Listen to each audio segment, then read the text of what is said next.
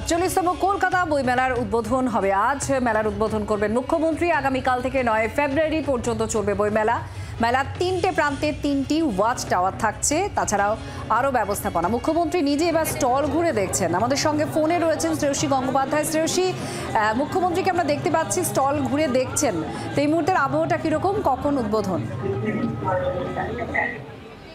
দেখো, এই মুহূর্তে মুখ্যমন্ত্রী তিনি মূল যে অডিটোরিয়াম অর্থাৎ কলকাতা ইন্টারন্যাশনাল বুক ফেয়ারে যে ৪৮তম বুক ফেয়ারে যে মূল অডিটোরিয়াম, সেই অডিটোরিয়ামে এই মুহূর্তে তিনি রয়েছেন এবং আর কিছুক্ষণের মধ্যেই কিন্তু তার হাতে এক্ষেত্রে এই বইমেলার এবারের উদ্বোধন হবে।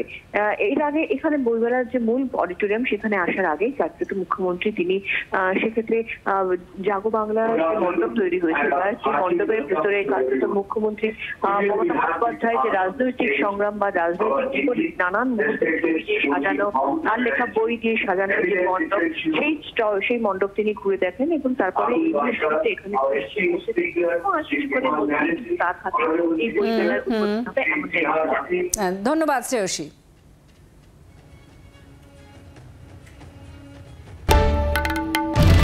বাংলার আওয়াজ, বাঙালির আবেগ, জি 24 ঘন্টা।